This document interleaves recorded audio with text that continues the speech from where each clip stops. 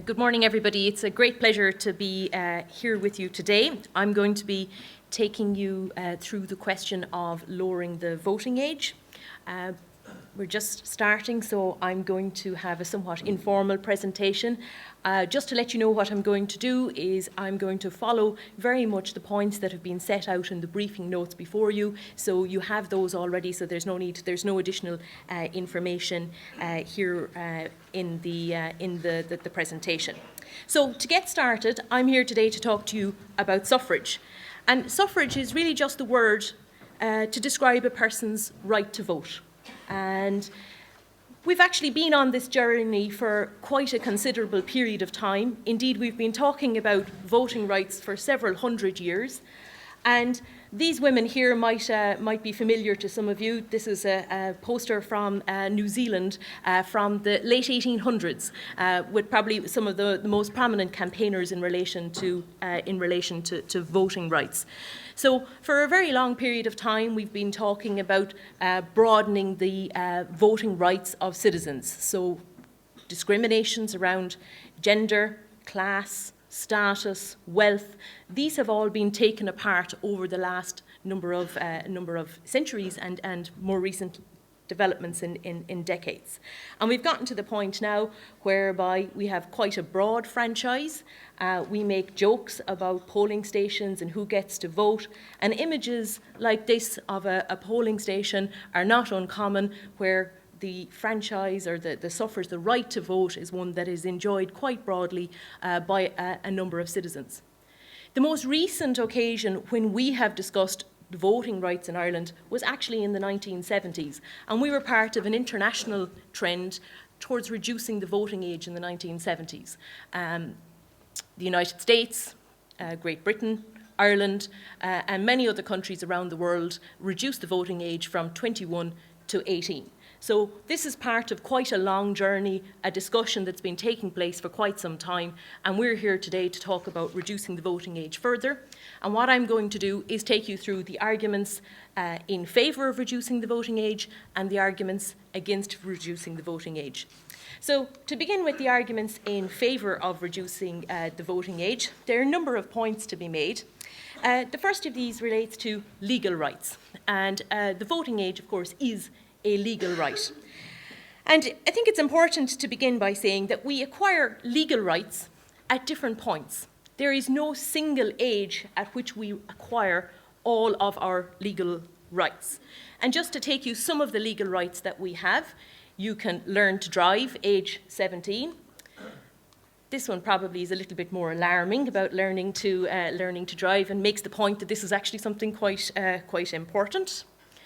The age of sexual maturity is also before the age of 17. With court permission, you can get married before you are 18. There is no escaping tax, no matter what age you are, and the government will pursue you if you don't pay up on time. So many of these rights that I have put up here before you are ones that have an important impact on young people's lives. But because you do not acquire the right to vote until you are 18, you don't have a say in the shaping of these particular rights.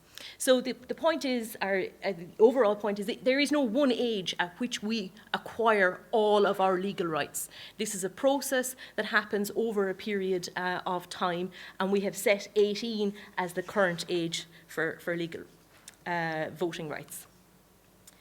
One of the major reasons put forward for reducing the voting age or encouraging younger people to vote is that we are concerned about turnout.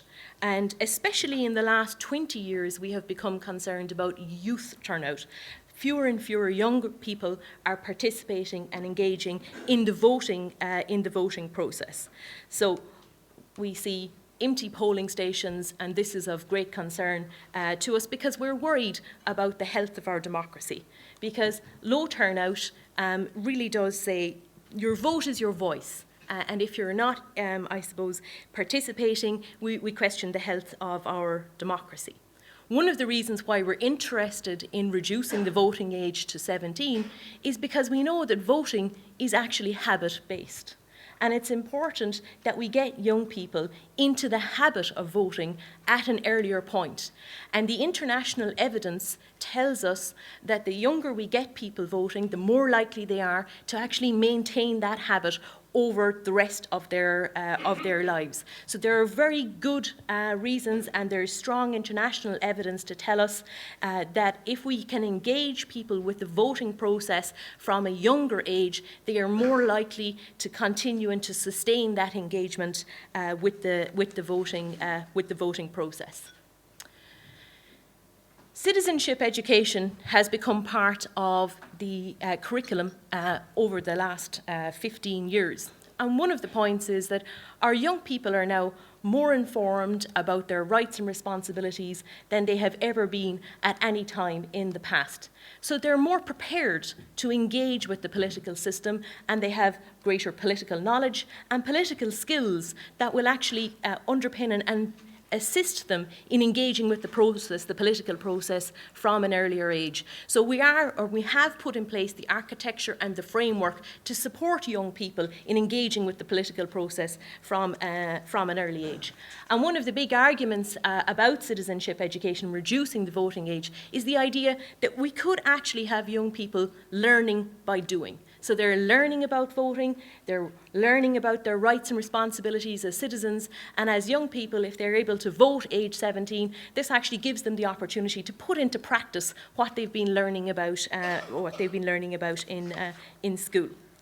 School is important as well, because school is generally a supportive environment, and some elements of the school structure actually works along democratic principles. So we have class councils, and students are familiar with running class elections, representatives acting on behalf of the other students. So there are already structures within school that actually acquaint people with the types of activities that they will encounter in the political system. There are also practical dimensions to reducing the voting age and perhaps tying it into the curriculum or running it in parallel with the curriculum at school. And we could look at having voting registration processes, either in schools or after schools, and we have a structure in place there where we can make it much easier for young people to actually formally register their vote and to provide a supportive environment in which they can actually acquire more political knowledge and political information.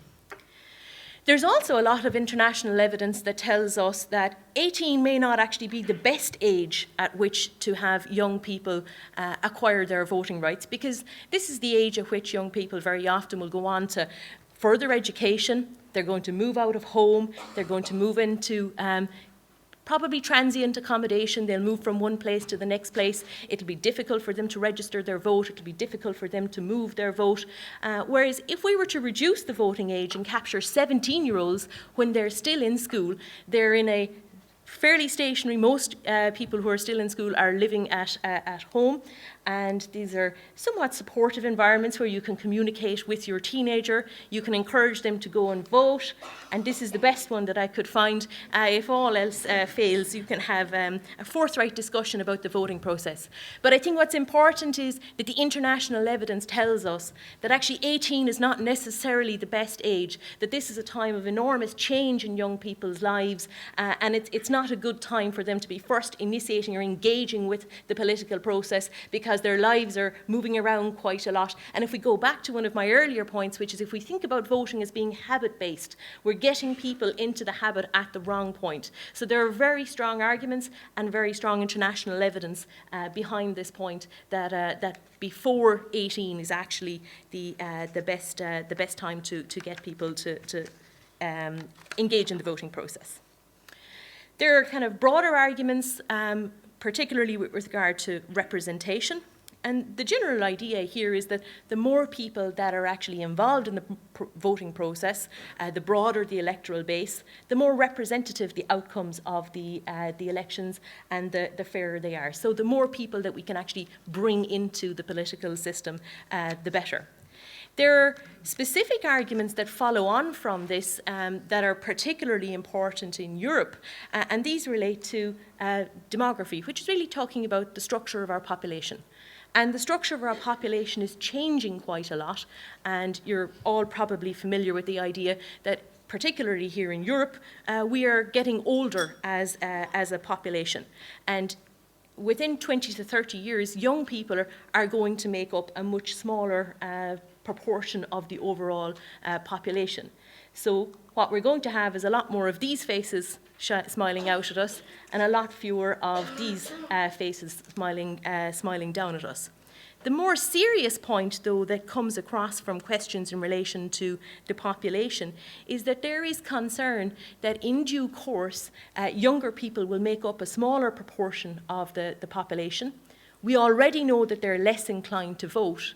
So politicians will actually have incentives to focus more of their policies on older age cohorts. So what we may find is that the policy outcomes of the political system may actually reflect the preferences more of older age cohorts than younger age cohorts. And we may find something like this happening within the political system. Now, this population ageing is less of a problem in Ireland than it is in other European countries, and these two charts here really are just population structure ones. This is from the 1970s when we were last discussing reducing the voting age, and you can see here that there's actually quite a lot of people in the younger age cohorts. If we roll on 40 years, just the general overall impression from this is that the percentage of younger people is actually contracting a little bit. So our population is changing, and it is shifting towards older age cohorts. But it's important to say that reducing the voting age to 17 would just be one small step. It's not going to significantly alter the structure, and that when we're talking about these things, balance, of course, is probably the best thing to have in the system. So, in terms of moving on to the arguments against lowering the voting age, the first point is that public support for lowering the voting age is a little uncertain. We don't have a huge amount of opinion poll evidence. We do have some polls for Ireland which tell us that a majority of the public actually are not in favour of reducing the voting age. And this accords with the international evidence where work has been done on this, where generally speaking the wider electorate are not in favour of reducing the voting age. That being said, there are, of course, some groups that are particularly in favour of it, and youth groups, and you're going to hear arguments both for and against shortly. The youth wings of most of the major political parties have at various points also come out and argued in favour of the voting age, as have some international organisations and agencies, but the wider public remains to be persuaded about the merits of this particular argument. We also have a concern about why we're here making this particular decision or looking at this question of lowering the voting age. And it stems from the fact that we're worried about the health of our democracy. We have concerns about how the political system operates. We have concerns about young people engaging with our political system.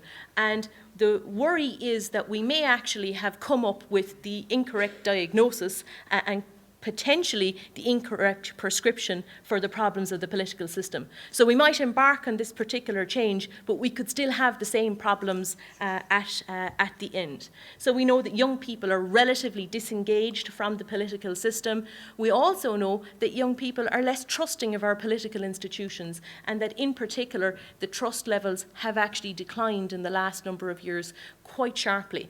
So the question that you have to ask is how far reducing the voting age would actually address some of these core worries that we have about the political system. In other jurisdictions where the voting age has already been reduced to 17 in some cases and 16 in many other cases, there are concerns about whether or not this decision is going to favour particular political parties. And in fact, it's actually the case that the jury is still a little bit out on this situation. In Austria, the evidence tells us that it doesn't look like that young people actually have patterns of voting and are support for individual political parties that are different from the wider population. I'm not going to go into these in any great detail, but we have just two charts here which we'll be able to provide you if you'd like them. And these are just Red C opinion polls, and they tell us that the patterns amongst Irish young people for support for political parties does not vary significantly from other age cohorts. So it's difficult to say because we don't have a huge amount of evidence about this, and we also have very little evidence for those under 18. So a lot of the time we're looking at 18 to 24-year-olds, and we're making inferences about how those in the 16 and 17 age category might vote. But this is an argument, and it is a concern that has been expressed in a number of other jurisdictions, and again it's worth keeping in mind. Maturity is an important consideration, and in a number of the discussions, there are concerns that younger people are not yet mature enough to engage in this process. There are some who argue that young people already have very busy lives, and this is a lot of extra pressure that we're going to be putting into their lives, and there is a question about how far we really should be asking them to be adults before they're perhaps able to do so. In any event, picking one single age does seem somewhat arbitrary. 17, 16, 18, it's very difficult to pick one. The one argument, and I think this is particularly prominent as a result of what actually happened this past week in the UK, relates to the idea of why not 16. In fact, many countries are already having this discussion about having a voting age at 16. And just in the past couple of days, there's been a backbench motion in the House of Commons, which was passed, calling on the government to reduce the voting age to 16 there. Many of the other countries that are already actually started and initiated this particular process have moved to voting ages of 16. So one of the concerns that we would have is that we will have this discussion. We might all agree here that we're going to reduce the voting age to 17. We might be a little bit ahead of the international trend, but only to find ourselves in 4 or 5 years down the road finding that other people have moved past us. So the debate in most other countries is actually looking at reducing the voting age to 16, and that's where the decision is going there. The last thing that I really want to talk about are kind of political and administrative issues associated with reducing the voting age. The first of these is our electoral registers, and I know there are political representatives in the room, but this is an issue that's been avoided somewhat for the last 30 years, and we get periodic outbursts of concern about the way in which the electoral registers are organised, how difficult it is to get on the electoral registers, why we should use PPS numbers to organise the electoral registers. And we have to remember that in reducing the voting age to 17, we're adding a whole extra group of people onto that administrative problem that is already there. This change would have to be passed by referendum. Referendums are no means a certainty. It would have to actually secure the support of the public. And the last thing is that the citizenship education process, the civic, social, political education is in place up until the junior certificate, but we actually haven't yet finalised that process of political and civic education by introducing the subject at senior cycle. And there have been calls for a number of years to introduce the subject at Leaving Cert level. The curriculum is ready to go, but that subject is not yet fully in place. And one of the points that needs to be raised is whether or not we should actually wait until the entire curriculum is in place to then before we actually move to reducing the voting age. So we've gone through the major arguments for, the major arguments against. The question that I'm leaving you with is, should the voting age be reduced to 17? And I wish you all the very best of luck, and I'll be delighted to take questions or to speak to you afterwards. Thank you very much.